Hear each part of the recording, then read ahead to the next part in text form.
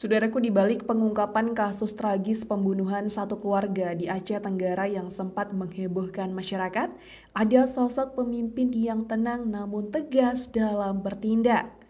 Namanya AKBP Yul Hendry. Ia lahir dan besar di Sumatera Barat, dan kedua orang tuanya berasal dari Jambi.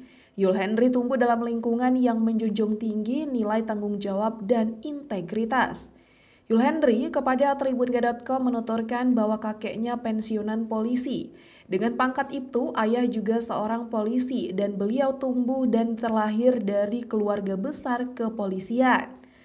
AKBP Yul Hendry merupakan lulusan Akademi Kepolisian atau Akpol tahun 2006 dan memulai karirnya di Kesatuan Brimob Kalimantan Barat.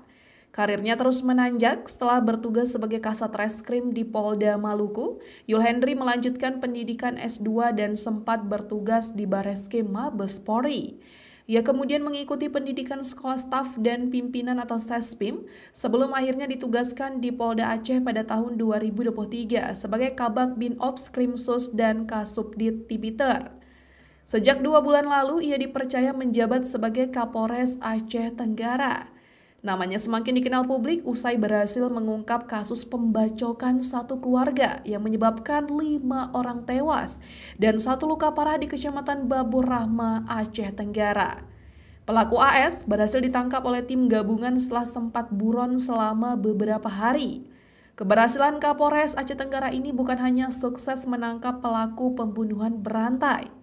Namun sebelumnya, Polres Aceh Tenggara di bawah pimpinan AKBP Yul Hendry juga sukses mengungkap kasus narkotika jenis sabu sebanyak 1 kg pada Selasa 22 April 2025 lalu.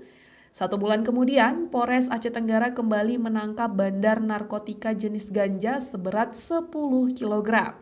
2 kasus narkotika ini merupakan pengungkapan kasus terbesar sejak 2 bulan lebih AKBP Yul Hendry dilantik jadi Kapolres Aceh Tenggara. Ini merupakan prestasi luar biasa dan perlu diapresiasi setinggi-tingginya. Kini publik sedang menanti kerja keras tim Satreskrim dalam mengungkap motif kasus pembunuhan satu keluarga di Aceh Tenggara. Harapan semoga KBP Yul Hendry bersama tim bisa secara terang benderang mengungkap kasus yang menyita perhatian publik ini. Dari Aceh Tenggara, Romadani, Tribun Gayu.